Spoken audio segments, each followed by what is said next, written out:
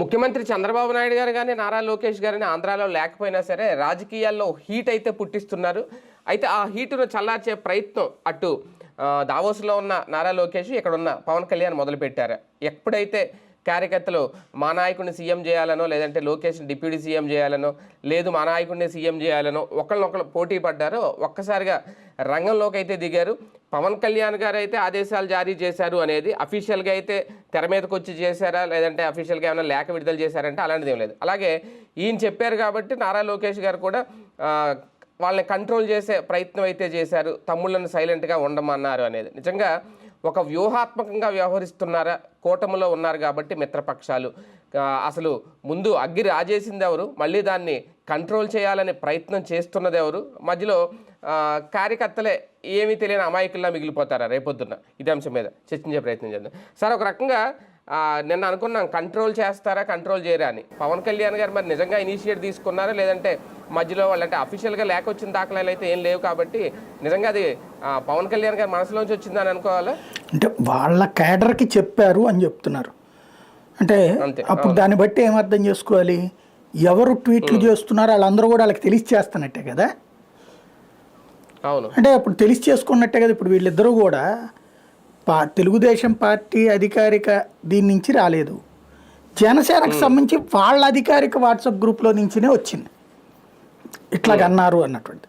అది పక్కన పెడితే ఇద్దరూ కూడా అంటే లేకేం లేదు, జస్ట్ మెసేజ్లే, అదైనా వాట్సాప్ మెసేజ్లే.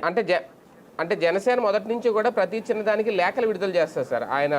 దాంతో అంటే దీనికి సంబంధించి ఏం రాలేదు కాబట్టి అప్పట్లో కూడా మీకు గుర్తుంటే ఒక్కొక్కసారి వస్తే ఇది అధికారిక ప్రకటన కాదు, ఇది మా లేఖ కాదు అన్న సందర్భాలు కూడా ఉంటాయి. నిజంగా లేఖ వచ్చినా సరే ఇక్కడ అలాంటిది ఏమీ లేదు. అంటే అది కేవలం ప్రచారమైనా నిజంగా జరిగిందని. ఇక్కడ రెండు విషయాలు కూడా, రెండు పార్టీలు కూడా సృష్టించినటువంటి వ్యవహారం మొత్తానికి సృష్టికర్త రాధాకృష్ణ గారు. దానివల్ల రేగిన భావోద్వేగాలు ఇరుపక్షాలకి కూడా అంతే కదా. ఇప్పుడు ఆయన ఎడిటోరియల్ కాలం రాశారు.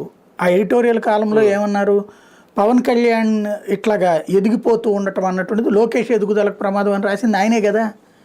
పవన్ కళ్యాణ్ ఇండివిజువల్గా తనను తాను ప్రూవ్ చేసుకునే ప్రయత్నం చేస్తున్నాడు, ఈ ఇష్యూల్లో ఆ ఇష్యూల్లో జోక్యం చేసుకోవడం అన్నటువంటిది అది లోకేష్కి ప్రమాదం అని కార్యకర్తలు భయపడుతున్నారని ఆయన భయపడ్డారు. దాంతో తెలుగుదేశం శ్రేణులు అదే తెలుగుదేశం అంటే ప్రస్తుతానికి తెలుగుదేశానికి ఒక పెద్ద బలము బలహీనత రెండు రాధాకృష్ణ గారే. ఆయన అది రాసేటప్పటికి అది తెలుగుదేశం ఉద్దేశం అనుకున్నారు వాళ్ళు. రెండో వారానికి వచ్చేటప్పటికి డిప్యూటీ సీఎం అంటే అదేదో పెద్ద గొప్ప పోస్ట్ ఏం కాదు, 6,000 ఆయనే చెప్పాడు. మరి 6,000 కోసం లోకేష్ కావాలని పట్టుపట్టడం ఏంటి, వెరితనం కాకపోతే? అది 6,000 లాగా ఉండాలి పవన్ కళ్యాణ్కి హితబోధ కూడా చేశాడు ఆయన. ఈ రెండు ఎడిటోరియల్ కాలమ్స్ ఇంపాక్టు తెలుగుదేశం పార్టీకి దాన్ని ఆపకపోయాడు. ఫస్ట్ వారం రాయడం, రెండో వారం మళ్ళీ కంటిన్యూ చేసేటప్పటికి ఓ ఫీలింగ్ తెలుగుదేశం క్యాడర్లో ఏమొచ్చింది, ఓహో మనోళ్ళు ఏదో స్కెచ్ చేస్తున్నారు. అంటే మనం ఏమంటామంటే దీన్ని లీకులు అంటాం. అంటే మీడియాలో ఉన్న ప్రతి ఒక్కరికి తెలుసు, కొన్ని ఏంటంటే పబ్లిక్ ఒపీనియన్ తెలుసుకోవడానికి. ఫర్ ఎగ్జాంపుల్ రేషన్ కార్డులు ఏరివేత చేస్తాం అనగానే పబ్లిక్లో ఉన్న రెస్పాన్స్ ఏంటో మీడియా ఈ వార్త ప్రొజెక్ట్ చేయగానే ఇది ఇన్ఫర్మేషన్ ఇదే మన ఇంటెలిజెన్స్ బ్యూరో ద్వారానా, లేకపోతే ఇదే మీడియా ద్వారానో, ఇప్పుడు సోషల్ మీడియా కూడా వచ్చింది కాబట్టి పోల్స్ ద్వారానో ప్రభుత్వాలకు ఒక అంచనా వస్తాయి. అంచనాకు వచ్చి దాని జోలికి పోవాలా పోకూడదు. ఇప్పుడు ఫర్ ఎగ్జాంపుల్ శ్రీవాణి తీసేయాలని అనుకున్నారు, కానీ ప్రజల్లో తీవ్ర వ్యతిరేకత వచ్చింది, ఆగిపోయింది. ఒకప్పుడు మీకు తెలుసో తెలీదో ఎస్వీబీసీ ఛానల్కి వ్యతిరేకంగా అసెంబ్లీలో పెద్ద చర్చ పెట్టింది తెలుగుదేశం పార్టీ.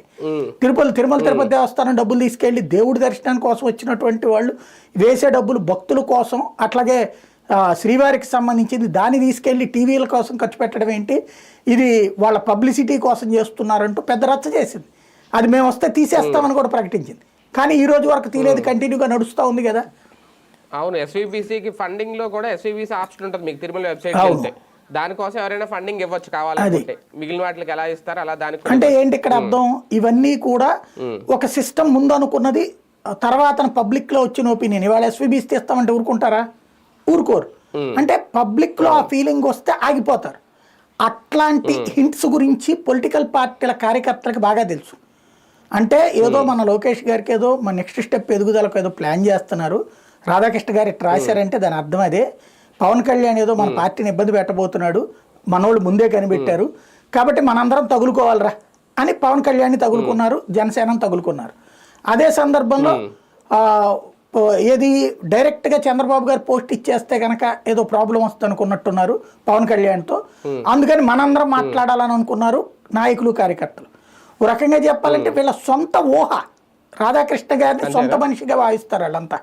ఓ రకంగా చెప్పాలంటే చంద్రబాబు గారి కంటే తెలుగుదేశం పార్టీకి ఒరిజినల్ నాయకుడు ఆయన కాబట్టి ఆయన్ని ఆ విధంగా ఫీల్ అయ్యి మన పార్టీ మంచి కోసం చెప్తున్నాడని చెప్పేసి అర్జెంటుగా మహాసేన రాజేష్తో బిగిన్ చేస్తే శ్రీనివాసరెడ్డి, సోమిరెడ్డి, పిఠాపురం వర్మ ఎవరికి వాళ్ళు తమ నాయకుడు దృష్టిలో పడడం కోసమన్నా మాట్లాడేశారు. వాళ్ళు ఎప్పుడైతే మాట్లాడారో ఆటోమేటిక్గా ఇటు పక్కన వాళ్ళు మాట్లాడడం బిగిన్ చేశారు, జనసేన వాళ్ళు కూడా. ఇది ఇక్కడ ఫస్ట్ అనుకున్నటువంటిది ఇది మొదటి దశలోనే ఆపేయచ్చు కదా. ఇప్పుడు స్టేజీ మీద మాట్లాడింది చంద్రబాబు గారి సమక్షంలోనే, అప్పుడు ఆపేయచ్చు కదా. లేదు నిన్న టీజీ భరత్ని స్టేజీ మీదే మాట్లాడింది, మరి అక్కడే స్టేజీ మీదనే మాట్లాడచ్చు కదా చంద్రబాబు గారు. అనవసరపు ఇష్యూస్ మీరు క్రియేట్ చేయబాకండి, ఎప్పుడేం చేయాలో పెద్దలో మేము నిర్ణయం తీసుకుంటాం, మీరు లేనిపోయిన ఇష్యూస్ క్రియేట్ చేయబాకండి అంటే కంట్రోల్ అయిపోతారు కదా. కానీ రెండు చేయలేదు కదా, వాట్సాప్ గ్రూప్లో మెసేజ్ ఎందుకు, అది డైరెక్ట్గా చేయాలి కదా, చేయలేదు అంటే అర్థం ఏంటి, వీళ్ళు కూడా చెక్ చేసుకుంటున్నారు. డైరెక్ట్గా ప్రతి ఒక్కళ్ళ మనసులను ఐవీఆర్ఎస్ కాల్స్ చేసి కనుక్కోలేరు కదా, కనుక్కుంటే బయటకు అర్థమైపోతుంది కదా. కాబట్టి డిప్యూటీ సీఎం చేస్తే ఎట్లుంటుంది, సీఎం చేస్తే ఎట్లుంటుంది అనేది ఒక టెస్టింగ్ తెలుగుదేశం చేసుకుంటోంది, ఫీడ్బ్యాక్ తీసుకున్నారు. అదే సందర్భంలో అలా జరిగితే ఎలాంటి రియాక్షన్స్ వస్తున్నాయో వాళ్ళకి అర్థమైంది. ఇప్పుడు సరే ఆయనకి డిప్యూటీ సీఎం అయింది, మా వాడికి సీఎం ఇవ్వండి తప్పే ఉంది అని అడిగే స్టేజ్ ఇటు నుంచి వచ్చింది. పైగా తేడా వస్తే ఇద్దరూ కూడా చాలా కట్టర్గా ఫీల్ అవుతారు, ఇద్దరికి మంచి కసి క్యాండిడేట్లు ఉన్నారు సోషల్ మీడియాలో అన్న విషయం అర్థమైంది. దాంతో ఇద్దరు సైలెంట్ అయిపోయారు, సైలెంట్ చేశారు తాత్కాలిక విరామం. తెలుగుదేశం పార్టీలో అంటే పార్టీ క్యాడర్ కానీ, కార్యకర్తలు కానీ, లేదంటే సీనియర్లు, జూనియర్లు, అలాగే ఇప్పుడు మనం అనుకున్నట్టు రాధాకృష్ణ గారు, లేదంటే తెలుగుదేశం సంబంధించిన మీడియా, లోకేష్ వేరు చంద్రబాబు వేరు అని ఈసారి ఈ టర్మ్లోనే, అంటే ఇంతకుముందు మరి ఎంత అలా వేరియేషన్ చూపించిందో లేదో నాకు తెలియదు, కానీ ఈ టర్మ్లో బాగా ఎక్కువ చూపిస్తోంది. లోకేష్కి అనుకూలంగా పనిచేసే మంత్రులు ఉన్నారని, లోకేష్కి అనుకూలంగా పనిచేసే అధికారులు ఉన్నారని, లేదంటే ఆ మధ్యన సానా సతీష్ గురించి కూడా ఓపెన్గానే అందరికీ తెలిసిపోయిన తర్వాత పేరు రాయకపోయినా ఆయన గురించి వార్త రాయడం కానీ ఇలాగ. అంటే ఎందుకు ఇలా సెపరేట్ చేసి చూస్తున్నారు? ఆ భావన మీరు అన్నట్టు జ్యోతి నుంచే స్టార్ట్ అయిందేమో అనేది నా ఫీలింగ్. లేదు పార్టీలో కూడా ఉందా అంటే? పార్టీలో కాదు, ఇక్కడ సమస్య ఎక్కడ వస్తుందంటే మేము బ్యాలెన్స్డ్గా ఉన్నామని చెప్పడంతో పాటు చంద్రబాబు గారు ఫీలింగ్ని వీళ్ళు ఫీల్ అవుతున్నారు. అంటే బాబు గారి ప్లేస్లో రాధాకృష్ణ గారు ఫీల్ అవుతున్నారు. ఇప్పుడు ఆయన బిడ్డలు మొత్తం అధికారం అంతా నడుపుకున్నారనుకోండి, ఈయన జ్యోతిలో ఎడిటోరియల్ అదంతా వాళ్ళ బిడ్డలు వాళ్ళ అల్లుళ్ళు పెట్టుకున్నారనుకోండి, ఆయన పరిస్థితి ఏంటి? రాధాకృష్ణ గారికి రామోజీరావు గారు బతుకున్నంత వరకు అయితే వాళ్ళ బిడ్డలకి అలా అంటే వాళ్ళు నిర్వహణ ఇచ్చారు కానీ పూర్తి స్వేచ్ఛ వాళ్ళకి ఇవ్వలేదు కదా. అంటే వాళ్ళు కోరుకునేది ఏంటంటే మనం బతుకున్నంత వరకు మన చేతిలోనే ఉండాలి, మన తర్వాత మన వారసులు రావాలి అనే ఫీలింగ్ ఉంటుంది వీళ్ళందరికీ కూడా. ఇప్పుడు అట్లాగా తమ వయసులో ఉన్నటువంటి వాళ్ళు ఇప్పుడు అంతే కదా, చంద్రబాబు గారి వయసు అవుతుంది కదా రాధాకృష్ణ గారికి అయినా సరే దాదాపుగా. అప్పుడు ఏమవుతుంది, మా స్థాయిలో ఉన్నటువంటి చంద్రబాబు గారు ఇప్పుడు ఇబ్బంది పడుతున్నాడు, ఆయన్ని మేము కాపాడాలి, మేము గట్టిగా మాట్లాడితే లోకేష్ కూడా కన్విన్స్ అవుతాడు, కంగారు పడి గట్టిగా ఆగుతాడు. అంటే లోకేష్ దూకుడిని కంట్రోల్ చేసే ప్రయత్నం ఈనాడు జ్యోతి ద్వారా జరిగింది. జరిగినప్పుడు లోకేష్ సీరియస్ అయినట్టున్నాడు, ఆ తర్వాత ఆగిపోయింది. చూడండి, ఒక 3-4 వారాలు వేసుకొచ్చారు స్టోరీలు, ఆ తర్వాత కంట్రోల్ అయిపోయి ఇప్పుడు లోకేష్ని పొగిడే పనిలో ఉన్నారు. ఇప్పుడు దాన్ని పరిష్కరించుకోవడం కోసమే ఇది తెచ్చింది. అంటే ప్రతి అంశంలో ఇద్దరిని సెపరేట్గా చూస్తున్నారు. మొదటి నుంచి అబ్జర్వ్ చేస్తే ఇసుక పాలసీ దగ్గర నుంచి, లేదంటే మద్యం పాలసీ దగ్గర, అలాగే మంత్రి పదవుల దగ్గర, ప్రతి దాంట్లో కూడా ఈ క్యాడర్ వీళ్ళు, లేదంటే అంటే రాజకీయ పార్టీకి మొత్తం పార్టీకి అందరికీ భక్తులు ఉండడం వేరు, తెలుగుదేశం పార్టీలో చంద్రబాబు గారి భక్తులు వేరు, నారా లోకేష్ గారి భక్తులు వేరు అన్నట్టుగా. అంటే మీరు అక్కడ దాకా వెళ్తున్నారు. దానికంటే అతిపెద్ద అంశం ఇంకోటి ఉంది చూడండి. రాజును చూసిన కంటితో మొగుడిని చూస్తే మొట్టబుద్దే శుద్ధి అంటారు. అట్లాగే మర్రి చెట్టు నీడన వృక్షాలు, మర్రి చెట్టు అనే వృక్షం నీడన కొత్త మొక్కలకి ఇబ్బంది అంటారు. ఇప్పుడు అంతే కదా, ఇప్పుడు చంద్రబాబు అనే మర్రి చెట్టు నీడలో టీడీపీ అది అయిపోయింది. అది ఇప్పుడు ఎన్టీఆర్ ఒక అనుకోవాలి. చెట్టు కూల్చేసేయడం కూడా అయిపోయింది. ఆ చెట్టుని శాంతం తీసేశారు. తీసేసి మళ్ళీ ఆ చెట్టు బొమ్మ పెట్టుకుంటున్నాను వెనకాల అంతే. వృక్షో రక్షిత రక్షిత అన్నటువంటి తరహాలో అది పక్కన పెడితే ఇక్కడ పాయింట్ ఏంటంటే చంద్రబాబు గారికి ఇచ్చే కవరేజ్ ఇప్పుడు లోకేష్కి ఇస్తున్నారా? ఎందుకు ఇవ్వరు అంటే ఈయన ఓన్లీ మంత్రి, ఆయన ముఖ్యమంత్రి కదా. ఎస్ కరెక్టే. బాబు గారు వాళ్ళతో చెప్పగానే అక్కడ కలెక్టర్ వెళ్ళిపోయి ఆ పని చేశాడు, లేకపోతే ఎస్పీ వెళ్ళి ఈ పని చేశాడు, ఈ రాస్తున్నారు కదా. మరి లోకేష్కి సంబంధించి విదేశాల్లో ఉన్న అమ్మాయిలు అక్కడ ఎన్ఆర్ఐ వాళ్ళతో మాట్లాడారు, లేకపోతే అధికారులతో మాట్లాడారు. ఇక్కడ దాకా వచ్చిన వాళ్ళు కనీసం 15-20 మందిని తీసుకొచ్చి ఉంటారు కదా. లేదా లోకేష్ దర్బార్ నిర్వహిస్తున్నాడు కదా, అక్కడికి వస్తున్న వాళ్ళకి సంబంధించి ఓ సింగల్ కాలం వార్త రాస్తున్నారు. కానీ వాళ్ళే పరిష్కారం ఏం చేశాడు ఆయన తర్వాత తన దగ్గరకు వచ్చాక పరిష్కారం ఏం చేశాడు అంటే మనం దాన్ని ఏమంటామంటే ప్రమోటింగ్ సిస్టమ్, పిఆర్ విధానం. వీళ్ళందరూ తెలుగుదేశం పిఆర్ఏ కదా ఓ రకంగా. జ్యోతి కానీ ఈనాడు కానీ వీళ్ళందరూ కూడా ఆ పిఆర్ సర్వీసెస్లో చంద్రబాబు గారికి ఎక్కువ పిఆర్ చేస్తున్నారు కానీ లోకేష్కి చేయట్లే. వీళ్ళు లోకేష్ని తక్కువగా చూస్తున్నారు. వీళ్ళు పవన్ కళ్యాణ్ వచ్చేటప్పటికి మళ్ళీ అతనికి ఉన్న ఇమేజ్ ప్యాటర్న్లో చూసుకుని అతనికి ఉన్నటువంటి దీంట్లో అంటే ఇదివరకు పవన్ని తొక్కారు వీళ్ళే. చూడండి ఒకసారి గుర్తు తెచ్చుకోండి 2018-19 మధ్యలో. ఇప్పుడు పవన్ కి ప్రయారిటీ ఇస్తున్నారు, చంద్రబాబు తర్వాత పవన్ కి ప్రయారిటీ ఇస్తున్నారు, లోకేష్ తక్కువ చేస్తున్నారు. అంటే పవన్ యాక్టివిటీ ఇదివరకు ఎంతకంటే యాక్టివిటీ చేశాడు ఆ లెక్కన. ఏది ఆ రోజుల్లో భారీ ర్యాలీలే చేస్తే కూడా వార్త లేదు కదండి. కనీసం 4 లైన్ల వార్తలే రాయాలా, చెయ్యాలని కూడా తొక్కిపడేస్తారు వాళ్ళు. అంటే అప్పుడు అధికారంలో ఉన్నా లేకపోయినా తొక్కాలనుకుంటే ఇప్పుడు జగన్ ఏం చేస్తున్నారు, భారీ కార్యక్రమం పెడితే 3 లైన్లు రాస్తున్నారు అంతే. తను కావాలి అనుకుంటే మరి అదే చంద్రబాబు దట్టిచ్చారు అప్పుడు ప్రతిపక్షంలో ఉన్నప్పుడు. ఇవ్వదలుచుకుంటే మనం హైలైట్ చేయాలనుకుంటే 4 ముక్కల్ని 40 ముక్కలుగా రాయొచ్చు, వద్దనుకుంటే 40 ముక్కల్ని 4 ముక్కలుగా రాయొచ్చు. అట్లాగే పవన్ కళ్యాణ్ దాంట్లో కూడా అనివార్యంగా ఫీల్ అవుతున్నారు వాళ్ళు, కానీ లోకేష్ ఫీల్ అవ్వట్ల.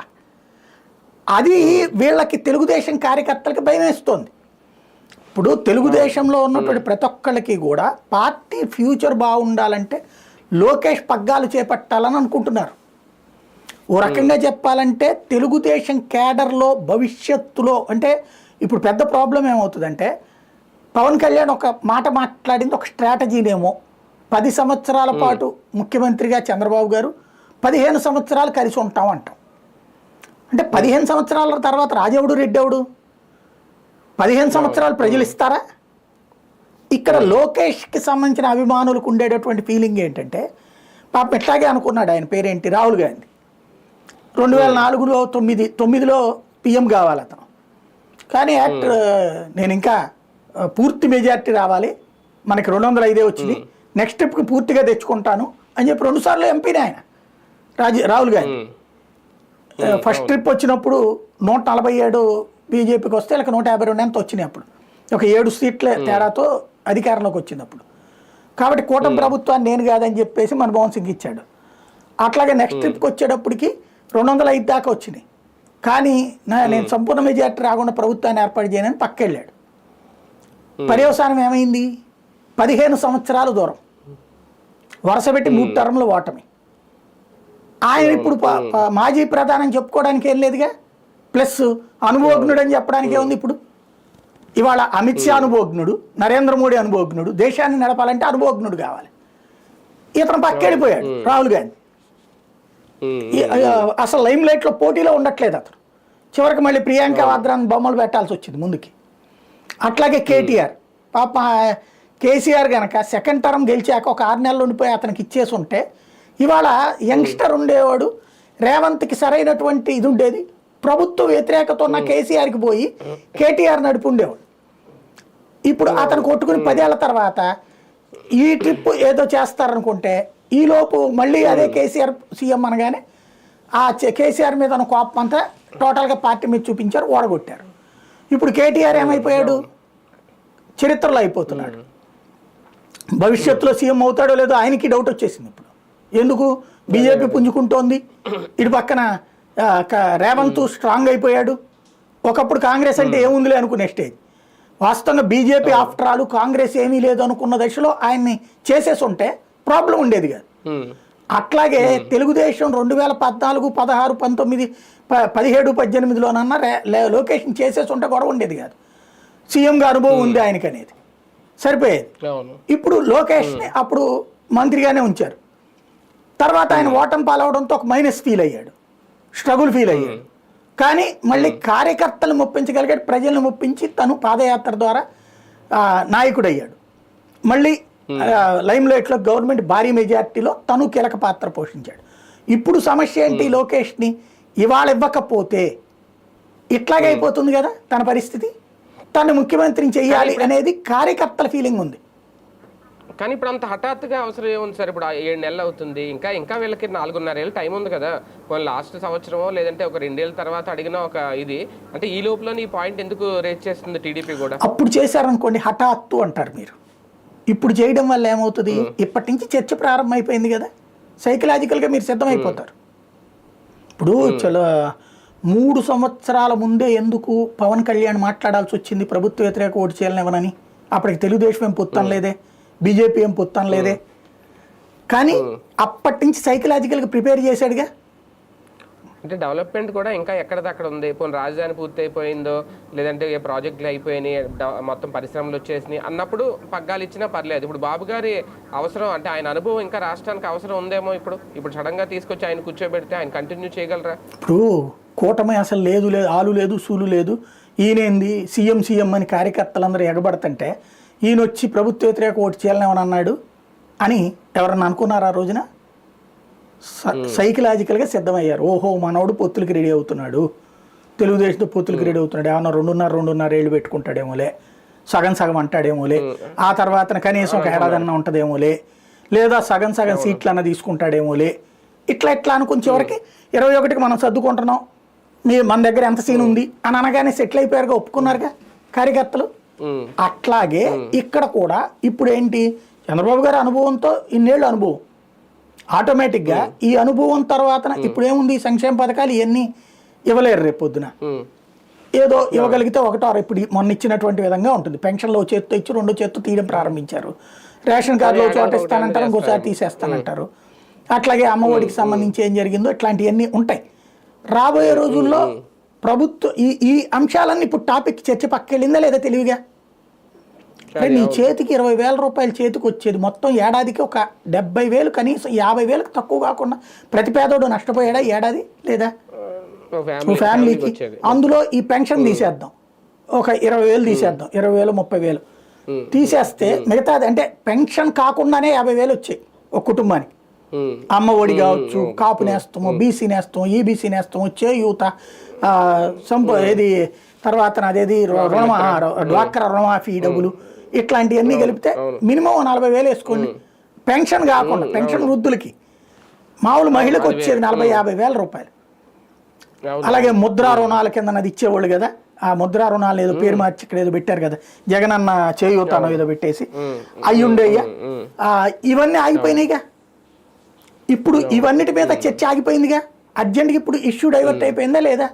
ఏంటంటే పవన్ అంటే కాదంటాడంట అని, లోకేష్ అంటే కాదంటారంటే ఏంటి అని ఇది చర్చించుకుంటున్నారు. కానీ అసలు సంక్షేమ పథకం ఏంటి, ఇవి అంతకంటే డబుల్ ఇస్తాం, 3 ఇస్తాం, 4 ఇస్తాం అన్నటువంటిది పోయింది కదా. అది మంచిదే వీళ్ళకి, దీనివల్ల పోయేదేం లేదు. ఫైనల్గా డెసిషన్ చంద్రబాబు పవన్ కళ్యాణ్ ఎప్పుడు తీసుకుంటే అప్పుడే అవుతుంది.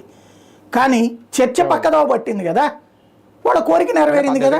పథకాలు తీసుకునే వాడికి ఎన్ని అనవసరం, ఎవరు డిప్యూటీ సీఎంగా ఉన్నా ఎవరు సీఎంగా ఉన్నా అనవసరం, వాళ్ళ ఇంటికి డబ్బులు వచ్చినాయి లేదా పథకం వచ్చింది లేదా లాజిక్ ఉంటుందండి. ఇప్పుడు ఇవాళ ఎప్పుడు కూడా వ్యతిరేకత ఒకసారి ప్రారంభం అయ్యాక కంటిన్యూ అవుతుంది. దాని నుంచి డైవర్ట్ చేసి చివరిలో ఒకటి ఇచ్చారనుకోండి సెట్ రైట్ మర్చిపోతారు, అంతే కదా. ఇప్పుడు ఇది మర్చిపోవాలి. లేదనుకోండి రోజు ఇప్పుడు నాకు 10 రూపాయలు అప్పు చేయాల్సి వచ్చినప్పుడల్లా ప్రభుత్వాన్ని బూతులు తిట్టుకుంటా, ఎందుకు ఇదివరకు ఆడున్నప్పుడు డబ్బులు వచ్చాయి ఇవాళ ఏం రావట్లేదు అని తిట్టుకుంటాను కదా. ఈ తిట్టాగిపోవాలంటే ఏంటి, ముందు ఇది చర్చిస్తాడు, తర్వాత వచ్చే ఏడాది ఒక పథకం, ఆ తర్వాత ఏడాది ఒక పథకం ఇస్తున్నాడు అనుకోండి. మధ్యలో ఇట్లాంటి టాపిక్ డైవర్షన్స్ అవుతున్నాయి అనుకోండి, ప్రభుత్వాన్ని గురించి నిందించుకోడు. ఇప్పుడు జగన్కి వచ్చిన మైనస్ ఏంటి, అన్నీ ఫస్ట్ ఏడాది ఇచ్చాడు, సూపర్, అందరూ అదే చర్చ, పండగ సంబరం. 2వ ఏడాది అమ్మ ఇస్తున్నాడు రోయ్, 2వ ఏడాది కూడా. 3వ ఏడాది అబ్బా వీడి మాట మీద నిలబడ్డాడు రోయ్. 4వ ఏడాది వచ్చేటప్పటికి ఎవడికి వస్తాడు, ఎవడబ్బా సొత్తిస్తాడు, ఇస్తున్నాడులే. 5వ ఏడాదికి వచ్చాడు ఇచ్చాడులే, ఇచ్చాళ్లే అనే వచ్చేసింది. ఫైనల్గా దెబ్బతిన్నాడు అంటే రొటీన్ అయిపోయింది. ఇప్పుడు అవి పోయినాయి. పోయిన తర్వాత ఇప్పుడు తెలుస్తోంది కదా విలువ. ఇప్పుడు చర్చ వస్తుంది కదా. ఈ చర్చ సందర్భంలో డైవర్ట్ అయిపోతే నెక్స్ట్కి వచ్చేటప్పటికి ఆ తర్వాత ఇంకోటి సైకలాజికల్గా ఇది ఒక ప్రిపరేషన్. ఏంటి ఏదో కొట్టుకుంటారు లేరా, ఫైనల్గా లొకేషన్ డిప్యూటీ సీఎం చేస్తే తప్పేంటి, ఫైనల్గా లొకేషన్ సీఎం చేస్తే తప్పేంటి. ఈవెన్ అందుకు సైకలాజికల్గా జనసేన వాళ్ళు ప్రిపేర్ అవ్వాలి, పవన్ కళ్యాణ్ కూడా ప్రిపేర్ అవ్వాలి. వాళ్ళ పార్టీ బాగు కోసం వాళ్ళు ఏదో నిర్ణయం తీసుకుంటారు. ఇప్పటిదాకా పవన్ కళ్యాణ్ లోకేష్ని సీఎంగా యాక్సెప్ట్ చేస్తాడా లేదా, డిప్యూటీ సీఎంగా యాక్సెప్ట్ చేస్తాడా లేదా, ఈ రెండు సందేహాల్లో నువ్వు యాక్సెప్ట్ చేసి తీరాల్సిందే అనే ఒత్తిడి తెలుగుదేశం నుండి కనబడుతోంది. Deputy CM issue, CM issue కూడా అంతే కదా. సీఎం ఇష్యూ కూడా నీకేంటి సంబంధం, నీకు డిప్యూటీ సీఎం కావాలన్నో తీసుకున్నావు, నీ బ్రదర్కి మంత్రి కావాలన్నో తీసుకుంటున్నావు. అట్లాంటప్పుడు మావాడు డిప్యూటీ సీఎం అయితే ఏంటి, సీఎం అయితే నీకేంది అనేటటువంటిది సైకలాజికల్గా అతన్ని ప్రిపేర్ చేస్తున్నారు. ఎవరి లెక్క వాళ్ళకు ఉంది అక్కడ. కానీ పవన్ ఈ ఒక్క విషయంలో ఆయన సైలెంట్గా ఉంటున్నారా? అంటే ఆయన బయటకు వచ్చి ఏమన్నా మాట్లాడాల్సిన అవసరం ఉందా? ఇలాగేదో వాట్సాప్లో మెసేజ్లో దానికే పరిమితం అయితే పవన్ మౌనం వెనక కూడా ఏదైనా ఒక అంగీకారం లేదంటే ఒక వ్యూహం ఉందనే మెసేజ్, ఒక బాధ్యతగా ఉండేటట్టయితే ఇదివరకు దాన్ని ఏమంటారు, శ్రీరంగ నీతులు చెప్పారు వీళ్ళందరూ, ప్రతిదానికి మేము జవాబుదారీతనంగా వ్యవహరిస్తామని.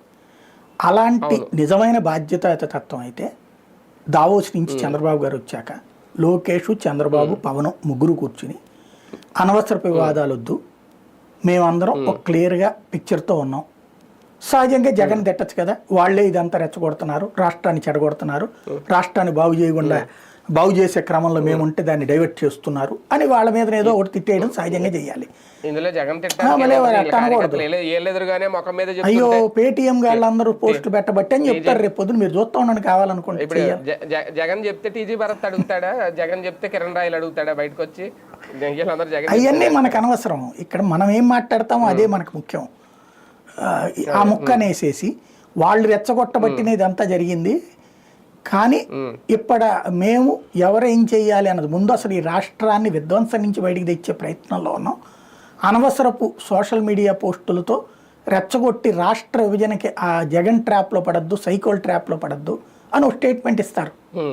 ఏది ఒక రకంగా అయితే అంటే దీంట్లో మన చేతికి మట్టి అంటుకోకుండా జగన్ మీదకు తొయ్యాలనుకుంటే, అలా కాదు అనుకుంటే బాధ్యతాయుతంగా అయితే గనక సీఎం, డిప్యూటీ సీఎం, మంత్రులు ఇదంతా కూటమిగా మేము కూర్చుని నిర్ణయం తీసుకుంటాం, అనవసరంగా దీని మీద ఎవరు మాట్లాడద్దు. ఇది రైట్ చేసినటువంటి వాళ్ళందరికీ మేము క్లియర్గా చెప్పాం. ముందు మా సంకల్పం రాష్ట్రాన్ని అర్జెంటుగా దాన్ని ఏమంటారు 2047 వైపుకి పరుగులు పెట్టించే ప్రయత్నంలో ఉన్నాం. కాబట్టి ఇవన్నీ కూటమిగా ఇంటర్నల్గా తీసుకునే నిర్ణయాల గురించి బహిరంగ చర్చ చెయ్యొద్దని తేల్చి చెప్తున్నాం. ఇదంతా మాట్లాడించిన దాని వెనకాల ఎవరి ఉద్దేశము ఏమీ లేదు, వాళ్ళు వ్యక్తిగత అభిప్రాయాలు చెప్పారు, అది ఎక్కడితో క్లోజ్, ఇది మా పార్టీల వైఖరి కాదు, కూటమి వైఖరి కాదు అని చెబితే సంస్కారయుతంగా బాధ్యతాయుతంగా ఉంటుంది. లేదా దాన్ని నేను ఇందాక చెప్పినట్టు మడ్ స్లింగింగ్ గేమ్, బురద చల్లే కార్యక్రమం రూట్లో ఆ ముక్క చెప్పి అయినా మేము ఇట్లా నిర్ణయం తీసుకున్నాం అని కవర్ చేసుకునేటటువంటి కథ అయినా చెయ్యొచ్చు. కానీ సార్ ఇదంతా ఎప్పుడు ఎక్కడ ఎలా స్టార్ట్ అయిందంటే, ఎప్పుడైతే నాగబాబు గారికి మంత్రి పదవి అన్నారో ఆ తర్వాత కొద్ది రోజులకి ఇదంతా స్టార్ట్ అయింది, చివరికి ఇది ఎక్కడికి వెళ్ళిపోయింది. అంటే జనసేనలో ఇంకొక మంత్రి పదవి ఇవ్వడం అనేది తెలుగుదేశం పార్టీ శ్రేణులు యాక్సెప్ట్ చేయలేకపోతున్నారా? ఇక్కడ మేము చాలా మంది సీనియర్లు ఉన్నారు, వాళ్ళు కొంతమంది నామినేటెడ్ పదవులు ఆశించారు, అవి రాలేదు, ఎమ్మెల్సీలు ఆశించారు, ఓకే అవి త్వరలో వస్తాయేమో. కానీ ఈ లోపల ఈ ప్రకటన చేయడం అనేది ఇప్పుడు దాన్ని జాప్యం చేయడానికి కూడా ఒక మైండ్ గేమ్ ఏమైనా నడుస్తోందా? చివరికి ఆయన పదవి వస్తుందా రాదా అనేది ఏమైనా డౌట్? ఏం లేదు, ఆరంభం ఇది కాదు, మీరు అనుకుంటున్నటువంటిది కాదు. పవన్ కళ్యాణ్ మొట్టమొదట ఎప్పుడైతే లా అండ్ ఆర్డర్ గురించి మాట్లాడాడో అప్పుడు వీళ్ళకి ఒక కంగారు పుట్టింది. ఏంది ఇది అకస్మాత్తుగా ఈయన మన మీద అటాక్ చేస్తున్నాడు, అది హోంమంత్రి అనిత అంటూ డైవర్ట్ చేశారు. కానీ అతను మాట్లాడింది రాష్ట్ర లా అండ్ ఆర్డర్ గురించి, తిడతన్నారు మమ్మల్ని అన్నది. ఉలిక్కి పడ్డారు. అంటే కమ్యూనిస్టుల పాత్ర ఏమైనా పోషిస్తాడు. ఇదివరకు కనుక కమ్యూనిస్టులు యునైటెడ్ ఫ్రంట్లో, నేషనల్ ఫ్రంట్లో ఉన్నప్పుడు మిత్రపక్షమే, కానీ మేము ప్రజల పక్షం అంటూ మాట్లాడేవాళ్ళు. అలాగే కమ్యూనిస్టులు తెలుగుదేశంతో కలిసి పోటీ చేసి, అలాగే కాంగ్రెస్తో కలిసి పోటీ చేసి గెలిచారు. కానీ కూటమిలో ప్రభుత్వంలో వీళ్ళనేం చేర్చుకోవాలి, మిత్రపక్షమే కదా అయినా రెండో రోజు నుంచి ప్రజల పక్షానంటూ మాట్లాడుతూ ఉంటారు. అట్లాగా తయారైతే తెలుగుదేశానికి దెబ్బతింది, కాంగ్రెస్ దెబ్బతింది అట్లాంటి వాటి వల్ల. కాబట్టి అట్ట ఏకుమేకవుతాడా, అది అతని అడ్వాంటేజ్ అయిపోతుందా అన్న భయం. అది ఒక ఎత్తు అయితే తెలుగుదేశం శ్రేణులకి ఏ ఒక్కళ్ళకి రుచించండి అంటే కట్టర్ తెలుగుదేశం కార్యకర్తలకి నాయకులకి రుచించనిది ఏంటి అంటే ఈ రాజ్యసభ సభ్యులకు సంబంధించినటువంటి లిస్టులో నాగబాబు పేరు ఉండటం. వాస్తవంగా రాజ్యసభ సభ్యుడు కాదు కదా, సీట్ ఏమి ఇవ్వట్లేదు కదా, రాజ్యసభ సీట్లకు సంబంధించి అయితే వాళ్ళిద్దరికీ ఇస్తున్నామని చెప్పేసి అనౌన్స్ చేస్తే సరిపోద్ది కదా. అంతేగాని అందులో నాగబాబు పేరు మంత్రియా అనేది అంటే ఏంటి, చంద్రబాబు మీద ఒత్తిడి తెచ్చి పవన్ కళ్యాణ్ రాయించాడు. ఇదివరకడికి మళ్ళీ మేము ఇస్తాంలే అంటే తెలుగుదేశం వాళ్ళకి టికెట్ ఇస్తానన్నాకనే 3వ రోజు దాకా కూడా చంపుకు తినేవాడు ఆయన. లాస్ట్ నిమిషం దాకా వాళ్ళకి పీక మీద కత్తే, డబ్బులు ఖర్చు పెడతా ఉండాలి, వస్తుందో రాదో తెలియదు, చివరి నిమిషంలో మారిపోయిన సందర్భాలు కూడా ఉన్నాయి. కాబట్టి గిలగిల్లాడుతుంది వాళ్ళు. అట్లాంటిది 3 నెలల తర్వాత రాబోయే మంత్రి పదవి గురించి ఇప్పుడే నాగబాబుకి సంబంధించి అది ఎంపీల లిస్టులో అంటే అంత ఒత్తిడి చేయగలుగుతున్నాడు మా నాయకుడి మీద అన్న కోపం. అది చంద్రబాబు గారు కోపగించుకున్నారో లేదో తెలియదు, ఆయన అంతగా ఫీల్ అయితే ఇంటర్నల్గా ఫీల్ అయ్యి ఉంటారు. కానీ బాబు గారిని అపరిమితంగా ప్రేమించే వాళ్ళు ఉంటారు, భువనేశ్వర్ గారి కంటే ఎక్కువ ప్రేమించే వాళ్ళలో రాధాకృష్ణ గారు ఉంటారు, అట్లాంటి కార్యకర్తలు బోల్డ్ అంతమంది ఉంటారు. ఆ నాయకులకి ఫీలింగ్ వచ్చింది. నేను మాట్లాడాక ఒకళ్ళిద్దరు నాయకులు అన్నారు నాతో, ఏంటిది ఎంత ఒత్తిడి ఇంతవరకు ఆయన జీవితంలో ఎప్పుడు చూసి ఉంటారు, అట్లా ప్రెస్ నోట్లో పేరు రాయడం ఏంటి, అది కూడా తర్వాత ఇస్తానంటే కాదనేది ఎవడు, ఎంపీల దాంట్లో రాశాడంటే అంత ఒత్తిడి చేశాడు. ఇదివరకు బీజేపీ వాళ్ళ కాలేదు, కమ్యూనిస్టుల వాళ్ళ కాలేదు అన్నటువంటి.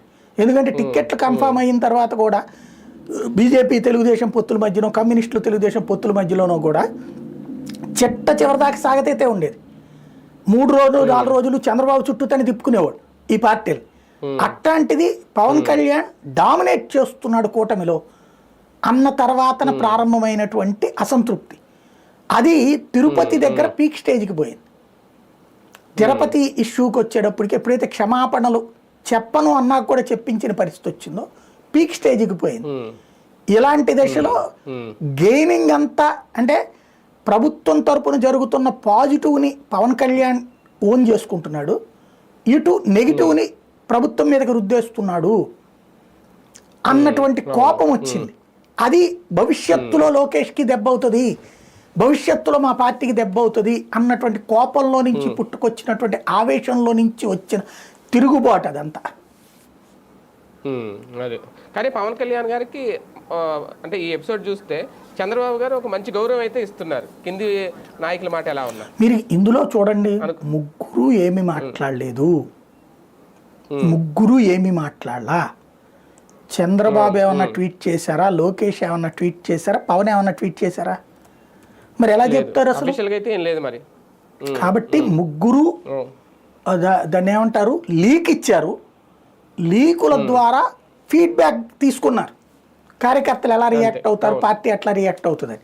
అలాగే సైకలాజికల్గా క్యాడర్ని ప్రిపేర్ చేస్తున్నారు.